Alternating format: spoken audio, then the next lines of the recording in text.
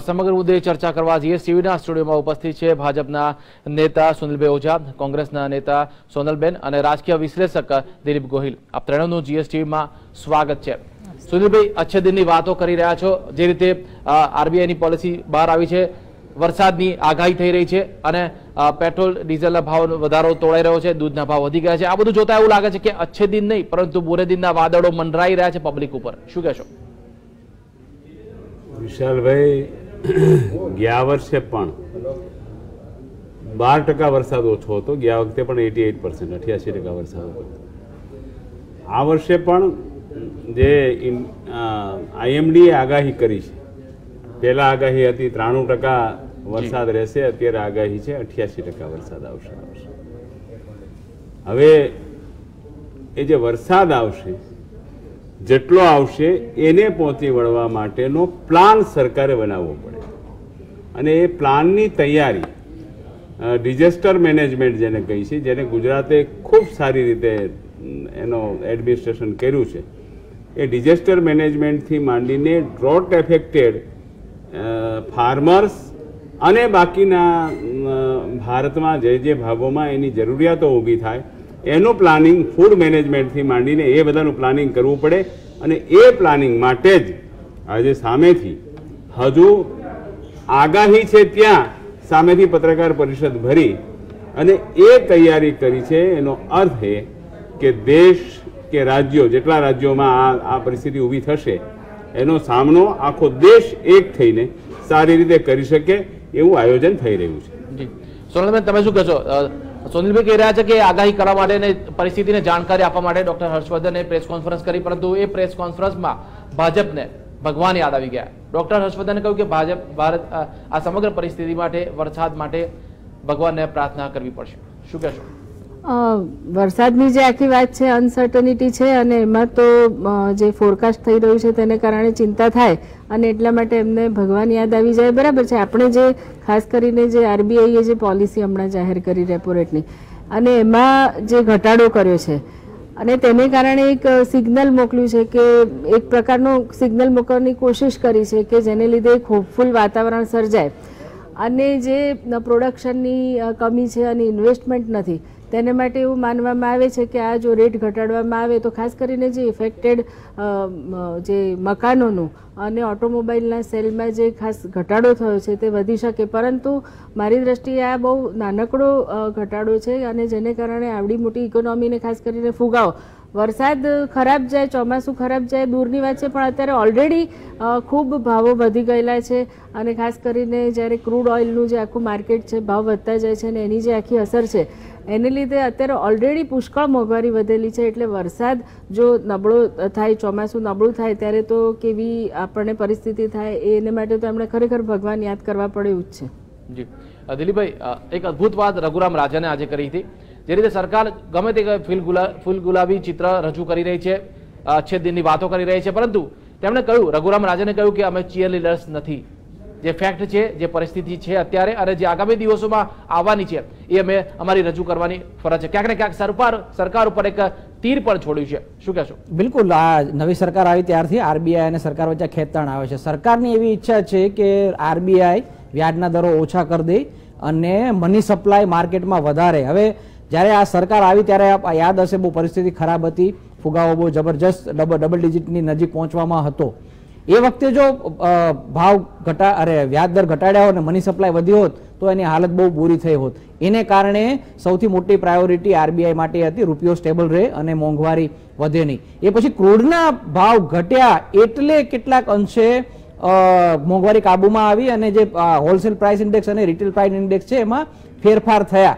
પરંતુ એ પરિસ્થિતિ હજી એટલી બધી સારી નથી થઈ ગઈ કે તમે મની સપ્લાય વધારો, કારણ કે જે ફાયદો થયો છે એને વ્યાજ દર ઘટાડવામાં આવે ને મની સપ્લાય વધે તો પાછા હતા ત્યારે ત્યાં આવી જાય. અને બીજું, ક્રૂડના ભાવ પણ હવે વધવા લાગ્યા છે, 50 થી વધીને 60 ને ક્રોસ કરી ગયા છે અને ધીમે ધીમે એ પણ હવે ઘટવાના નથી, વધવાના છે. એટલે એમણે જે કહ્યું બરાબર સાચી વાત કહી છે. એમણે બીજી જે વાત કરી એ પણ એ છે કે વાસ્તવિક વિકાસનો દર શું છે, આ એક મોટી ડિબેટ ચાલી છે. સરકારે બેઝ ચેન્જ કરી દીધો છે અને એને આધારે 7 અને 8, 7.5% સુધીના વિકાસની વાત કરે છે. બેઝનું વર્ષ છે એ ચેન્જ થઈ ગયું છે અને કેટલાક બીજા ક્રાઇટેરિયા પણ ચેન્જ કર્યા છે. અમુક અર્થશાસ્ત્રીઓ એવું પણ કહે છે કે કદાચ આ સારો ચેન્જીસ પણ છે ને, વહેલા મોડો બેઝ ચેન્જ કરવાનો હતો, પણ બધા આ બેઝ ચેન્જ કરવાની વાતને સ્વીકારતા નથી. એટલે એ પણ એક ડિબેટેબલ મુદ્દો છે કે જે ખરેખર 7.5 અથવા તો એનાથી વધારે વિકાસ દરની વાત છે એ વાસ્તવિક છે કે નહીં. અને ચોમાસા વાળું ચોક્કસ ચિંતા કરાવશે. ગયા વખતે મોડું થયું હતું પણ પાછળથી થોડો વરસાદ આવ્યો હતો, એને કારણે પરિસ્થિતિ થોડી કાબુમાં લઈ શકાય હતી અને ખાસ કરીને ક્રૂડ ઓઇલનો ભાવ ઘટ્યો એને કારણે આપણે કાબુ કરી શકાયા હતા. પણ એ આંકડા છે, ગૃહિણી એ જોયે છે કે મારા દૂધની કોથળીમાં 2 રૂપિયા વધી ગયા અને ઘટ્યા નથી. એ પછી તો 5 વાર ભાવ ઘટ્યા હતા પેટ્રોલ ડીઝલના, દૂધના ભાવ ઘટ્યા નથી. એવી દૂધની મને એક યાદ છે, ગૃહિણીને એવી 5 વસ્તુ યાદ હશે કે એનો ભાવ ઘટ્યો નથી. એટલે એ ચિંતાનું કારણ છે. અને એમાં જો ફરી વાર ચોમાસું નબળું થાય તો એ ચોક્કસ ચિંતાનું કારણ છે. એ વખતે આરબીઆઈ પર પ્રેશર ન વધે, કારણ કે છેલ્લા ઘણા સમયથી રઘુરામન રાજન પર સરકાર તરફથી પ્રેશર આવી રહ્યું છે, પોતાની પોલિસી ચેન્જીસ કરે અને પોતાએ જે ફૂલ ગુલાબી ચિત્ર ઉભું કરવા છે. તો ઉદ્યોગો આજે આપણે જોયું એક તબક્કે 760 પોઈન્ટ માર્કેટ ઘટી ગયું હતું. ઉદ્યોગોની ઈચ્છા છે મની સપ્લાય વધે, પણ વાસ્તવિકતા એ છે કે મની સપ્લાય વધવાને કારણે એની પ્રજા ઉપર જે અસર થવાની છે એને કારણે આરબીઆઈ, એટલે એ પણ એક ચિંતાનું કારણ છે ચોમાસા ઉપર, કે સરકાર આરબીઆઈ ઉપર અમુકથી વધારે પ્રેશર ન કરે.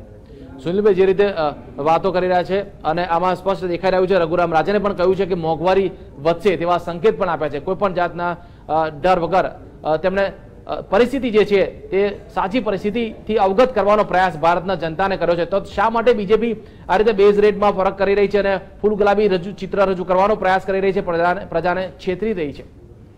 હું વિશાલભાઈ એમાં કહું, રઘુરામ રાજનજીના 3 સ્ટેપ આપ્યા છે એમણે, કે આ કારણો છે 3, જે આ વાસ્તવિકતાની આપ વાત કરો છો એના 3 કારણો એને આપ્યા છે. એક, આ નોર્થ વેસ્ટમાં જે વરસાદની જે આગાહી છે આ એક. બીજું, ક્રૂડનું જે વોલેટિલિટી છે એ બીજું કારણ. અને ત્રીજું, ગ્લોબલ ઇન્ફ્લેશન રેટ છે. આ 3 વસ્તુમાં મદદરૂપ થઈ શકે એ માટે ફરીથી હું માનનીય દિલીપભાઈને વિનંતી કરીશ કે રઘુરામ રાજનજીએ જે 3 કારણો આપ્યા છે જેના કારણે આ રેપો રેટ ઘટાડવાની જરૂર હતી. સપ્લાય વધે, ઇન્વેસ્ટમેન્ટ વધે અને આ પરિસ્થિતિનો સામનો, જે volatility in crude oil, global inflation અને આ જે નોર્થ વેસ્ટમાં જે આગાહી જે આવી રહી છે, જે ઓછો વરસાદ થવાનો છે, એક્સપેક્ટેડ કેટલોક ડ્રોટની સ્થિતિ થવાની છે ક્યાંક, એમાંથી બહાર નીકળવા માટે આ રેપો રેટ ઘટાડવો જરૂરી હતો, આવું એણે કીધું છે. અને એ સાચું જ છે. એણે એમાં જે વાસ્તવિક વાત છે, પરંતુ મોંઘવારી વધશે એવા સંકેત પણ આપ્યા છે કે નહીં, એ સ્વીકારો છો કે કેમ? પણ આ એમાં કોઈને સ્વીકારવા ન સ્વીકારવાની સવાલ નથી. આ એમણે કારણો આપ્યા છે. સરકાર અછતની વાત શા માટે કરે છે? સરકાર અછતની વાત શા માટે કરે છે? દૂધના ભાવ વધ્યા, પેટ્રોલના ભાવ વધી રહ્યા છે. એના કરતા વિશાલ આપણે આંકડાની જ વાત કરીએ તો મૂળ વાત સરકારની ઈચ્છા છે ઘણા વખત પહેલા હતી કે પહેલા તમે 0.5% ઘટાડો, પછી 0.5% લગભગ 1% જેટલો ફેર કરો. રઘુરામન રાજે 2 વાર 0.25 નો કર્યો છે. એ તબક્કાવાર આગળ જવા માંગે છે, કારણ કે માર્કેટમાં મની સપ્લાય વધે એની કેવી ઇમ્પેક્ટ આવે છે, એને એબ્સોર્બ કઈ રીતે કરે છે અને રાઈટ જગ્યાએ છે કે એટલા માટે હું એ કહું છું કે પ્રોફેશનલ ડિસિઝન જે આરબીઆઈ લે છે એ સરકાર માત્ર મની સપ્લાય વધે અને લોકોને લોન સસ્તી થાય અને ઉદ્યોગોને મળવામાં લાગે, વ્યાજ ઓછું વ્યાજ થાય તો વધારે લોન ઉદ્યોગો લઈ શકે, પણ જરૂરી છે. પણ એ ભોગે નહીં કે જેની અસર ઓવરઓલ મોંઘવારી પર પડે. એટલે મને લાગે છે એને એ ધીમે ઘટાડવા જરૂરી છે, પણ આરબીઆઈ જે રીતે વિચારીને ઘટાડી છે તબક્કાવાર ઘટાડવા જોઈએ. પ્રજા જે સરકાર જે છે એ પોલિટિકલ નિર્ણય લઈ રહી છે, જ્યારે આરબીઆઈ છે એ પ્રજા હિતના નિર્ણયો વિચારીને ફૂકીને કદમ લઈ રહી છે. પૂછવા માંગીશ સોનલબેનને. સોનલભાઈ, જે રીતે કહ્યું છે કે રઘુરામ રાજને સ્પષ્ટ કહ્યું છે કે દેશની અર્થવ્યવસ્થા સુસ્ત રહેશે. ચિત્ર ગમે તેવું સારું રજૂ કરવામાં આવતું હોય, પરિસ્થિતિ મોંઘવારીનો વાદળો છવાયેલા છે, પરંતુ જે આગામી સમયમાં જે અર્થવ્યવસ્થા છે એ સુસ્ત રહેશે. બિટવીન ધ લાઇનમાં રઘુરામ રાજને ઘણું બધું કહી દીધું છે પ્રજાને, શું કહેશો? એમણે ઘણું કહ્યું છે અને એની સાથે સાથે મુખ્ય તો વાત એમણે હિન્ટ પણ આપી છે કે આ કદાચ છેલ્લો જ ઘટાડો રહેવાનો. તમે ધારો કે લો રેટ્સ કરો અને એને કારણે ઇન્વેસ્ટમેન્ટ એ લોકો માને છે કે લોકો વધારે એમાં કરે, પણ એની સાથે સાથે તમારે નિકાસ ઘટી ગઈ છે, કોઈ નવું પ્રોડક્શન એટલું થતું નથી. ખાસ કરીને જે જમીન સંપાદન બિલને લીધે એને લીધે જે આખું વાતાવરણ એક સર્જાયું છે, આ બધું ઇન્વેસ્ટમેન્ટ ઉપર અસર કરે છે. કોઈ મેક ઇન ઇન્ડિયાની મોટી વાતો કરી છે પણ કોઈ એવા મોટા પ્રોજેક્ટ્સ ક્લિક થયા નથી. તો આ બધું ઇન્વેસ્ટમેન્ટ કરવાની વાત છે. અને જે ધારો કે બેંક ઓછા વ્યાજે પૈસા આપે, બીજી બાજુ જો તમે જુઓ તો સર્વિસ ટેક્સમાં વધારો કર્યો છે, એટલે એક બાજુ તમે રેટ ઘટાડો અને બીજી બાજુ સર્વિસ ટેક્સમાં વધારો થયો છે. આ બધા કારણસર અને ઓલરેડી જે એક સેન્ટિમેન્ટ આજે તમે જુઓ તો સેન્સેક્સ 661 પોઈન્ટ એનો ઘટી ગયો હતો, નબળો પડી ગયો હતો.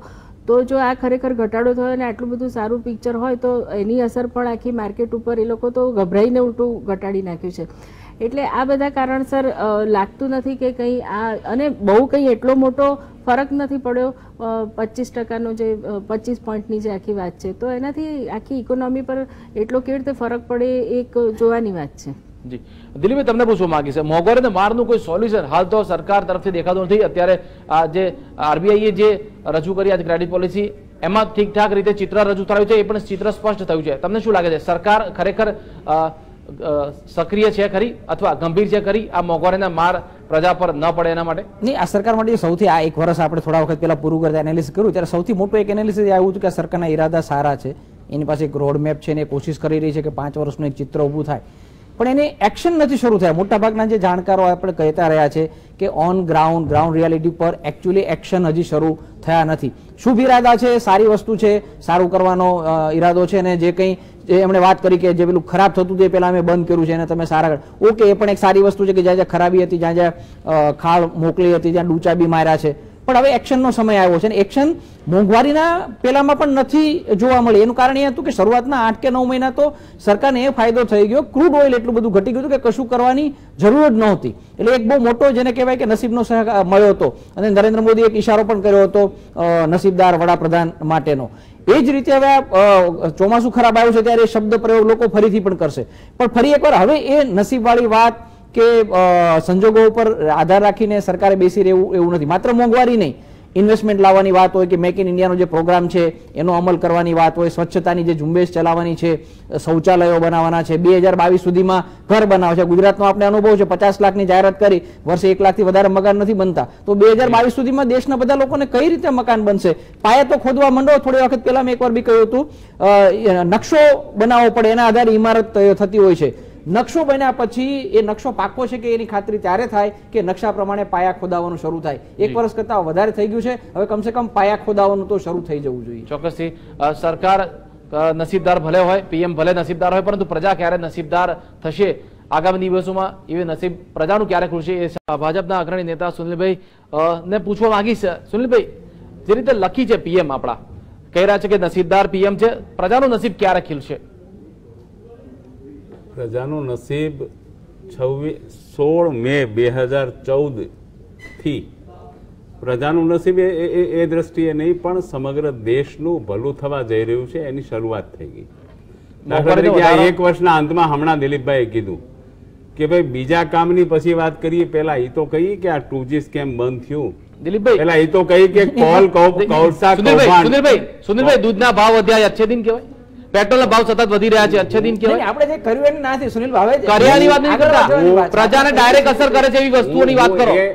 એ કહું છું પ્રજાને ડાયરેક્ટ અસર કરે છે એવી વસ્તુઓમાં સરકારે પ્રજાને શું આપ્યું? અચ્છે દિન આયા છે. કહું છું કે એ દાખલા તરીકે કોલસા કૌભાંડમાં એ બહાર નીકળી અને 10 લાખ કરોડ મળ્યા.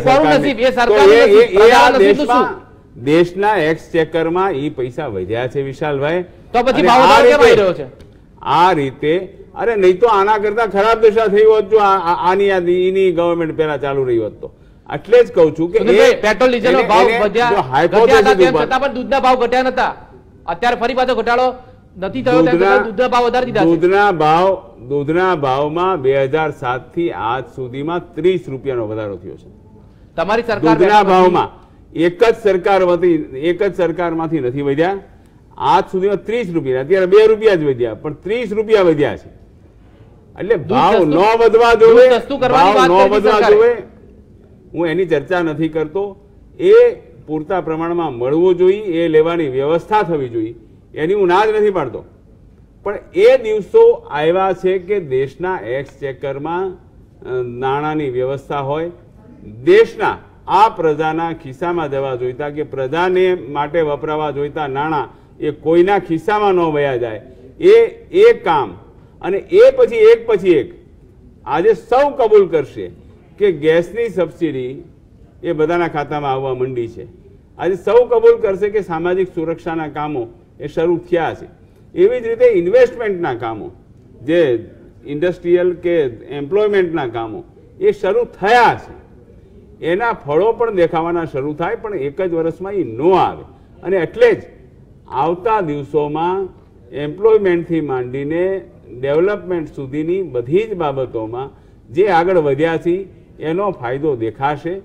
વચ્ચે જે સ્થિતિ આવતી જાય છે, દુષ્કાળના ઓછા, એમાં તો કોઈ વ્યક્તિગત રીતે કે સરકાર એમાંથી બહાર નીકળવાનું કરી શકે, એમાં મેક્સિમમ એમાં એટલો શું મને યાદ આવે છે, આપણે લોકસભાની ચૂંટણીની પહેલા જીએસટી ઇન્ટરવ્યુ કર્યું ત્યારે નરેન્દ્ર મોદી કહ્યું કે જો આપણે વેગન છે પ્લાસ્ટિકના કરી નાખીએ તો દૂધનો 1 રૂપિયો ઘટ્યો. એના વિશે કંઈક તો થયું હોત, કંઈક એને એક જ એક્શન ક્યાંક જાહેર થયું હતું. આ વિશે એક સ્પેસિફિક દાખલો છે કે આના માટે પ્રક્રિયા શરૂ થઈ, જાહેરાત થઈ, એને માટે કોઈ કમિટી બેઠી કરી, લાવે કોઈ એક્શનની લોકોને જરૂર છે કે અને એનો ફાયદો થાય કે દિલ્હીને જો 2 રૂપિયા મીઠામાં શરૂ કર્યું છે સુનિલભાઈ, ખાલી મીઠામાં શરૂ કર્યું છે, દૂધમાં હજી બાકી છે. આપણે આવશે. અરે રેલવેના આજ સુધી નવી ટ્રેનો શરૂ કરીને આનંદ લેતા હતા રેલવે મંત્રીઓ, એની જગ્યાએ રેલવેમાં એક પછી એક એક્શન લેવાના શરૂ થયા છે. એ થઈ રહેશે. ભાડો વધારા સાથે ભાડા વધારો તો એને જેને નેગ્લિજિબલ છે. તમે દિલીપભાઈને પૂછો ભાડા વધારો કેટલો છે રેલવેના ભાડામાં. 100 રૂપિયા કઈ 5 રૂપિયા વધી ગયો એવો નથી. એ રૂપિયો કે એની સરખું કરવા પૂરતો જે વધ્યું છે એટલું જ વધ્યું છે. નૂરમાં પણ એવો વધારો નથી થયો. ટૂંકમાં જે સુનિલ અત્યારે પ્રજાની અપેક્ષા છે એ કે વચનો અથવા તો સ્લોગનને બદલે એક એક્શન દેખાતા નહીં. હવે એક્શન શરૂ થઈ ગયા. ફૂલ ગુલાબી વાયદા કરતા એની પર વાયદાને ઇમ્પ્લિમેન્ટેશન થવું જોઈએ. વાયદા નથી. હવે જે વાત છે એ તો આ વર્ષ એક અને શરૂઆત અનેક વાળી જ છે. અનેક શરૂઆતો થઈ ગઈ છે અને એ દિવસોમાં તમે રાહ જુઓ. એ જે શરૂ થયું છે, જે ગતિથી શરૂ થયું છે, જે કામો શરૂ થયા છે, એના પરિણામો એક પછી એક મળતા. દાખલા તરીકે નરેન્દ્ર મોદીએ હમણાં 2 મીડિયા સેન્ટરને ઇન્ટરવ્યુ આપ્યા હતા. તેમણે કહ્યું અચ્છે દિન છે, લોકોની આંખો જોઈ શકતી નથી, લોકો અંધ છે, પરંતુ રઘુરામ રાજને આજે આંખો ખોલવાનો પ્રયાસ કર્યો છે અને સત્ય હકીકત પણ બતાવ્યું છે. દેશની પરિસ્થિતિ કેવી છે અને આગામી દિવસોમાં કેવી રહેશે, શું કહેશો? મુખ્ય તો એમની બીજી એક ખાસ વાત કરું, એમણે પહેલા દુષ્કાળની વાત કરી. જો ખરેખર તમે એટલું બધું પ્લાનિંગ કર્યું જો તો અત્યારે આખી ગુજરાતની જે પ્રજા પાણી માટે તરસી રહી છે ને તડપી રહી છે એ દિવસ જ ના આવ્યા હોત. ખાસ કરીને અત્યારે જે દુષ્કાળ તો હજી બહુ દૂરની વાત છે. અત્યારે એ તો આપણે એક માન્યતા છે કે કદાચ મોન્સૂન ખરાબ જશે, પરંતુ સૌરાષ્ટ્ર અને બીજી કેટલી બધી જગ્યાએ પાણીની તકલીફ. આરબીઆઈના ગવર્નરે કહ્યું છે અત્યારે, તમે પોતે પણ કહ્યું કે ફૂડ મેનેજમેન્ટ અને ફૂડ પોલિસી જો સારી હોય તો તમે આને ખમી શકશો. તો એને માટે જ્યારે તમારી વોટર મેનેજમેન્ટ પોલિસી જ કોઈ નથી તો ફૂડ મેનેજમેન્ટ પોલિસી અને ફૂડ મેનેજમેન્ટ કેવું તમારું રહેવાનું એ પણ એક પ્રશ્ન છે. વિશાલભાઈ, હું લોકપ્રતિનિધિ તરીકે આવ્યો ત્યારે આ ગુજરાતમાં, હું આખા દેશની વાત પછી, આ ગુજરાતમાં હજારો ગામડાઓમાં ટેન્કર ચાલતા હતા, હજારો ગામડાઓમાં. અને ટેન્કરોમાં પૈસા ખવાઈ જુદા, રફાળેશ્વરના એના કોંગ્રેસના રેજીમમાં એના કૌભાંડો થાય જુદા. એની જગ્યાએ આજે ગામડે ગામડે આ પરિસ્થિતિ, ગયા વર્ષે પણ અડધા દુષ્કાળ જેવી સ્થિતિ અને આ વર્ષે પણ આટલા હીટ વેવ પછી પણ જે પ્રમાણે ગામડાઓમાં ટેન્કર ચાલતા, સોનલબેન જતા એમના વડીલોને પૂછી લે કે કઈ કક્ષાએ ટેન્કરો ચાલતા હતા, એ મેં જોયું છે નજરે. અને એમાંથી એક પછી એક આ વોટર મેનેજમેન્ટની સિસ્ટમમાંથી જ્યાં સુધી બહાર કાઢ્યું છે ગુજરાતને, અને એ ઘણી જગ્યાએ સુધી પાણી નથી મળતું.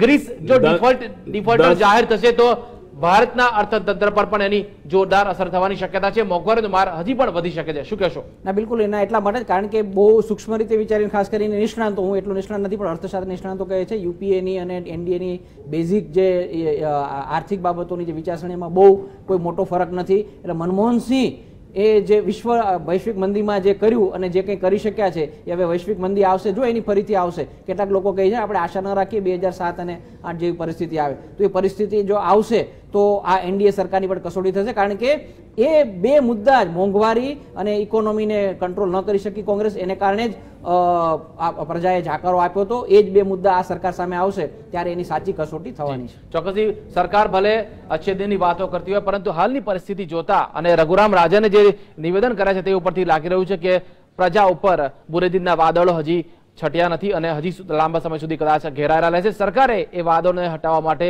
અને ખુશીનો વરસાદ થાય તે માટેના પ્રયાસ કરવા જરૂર રહેશે. આ સમગ્ર ચર્ચામાં જોડાવા બદલ આપ તમામ મહાનુભાવોનો ખૂબ ખૂબ આભાર.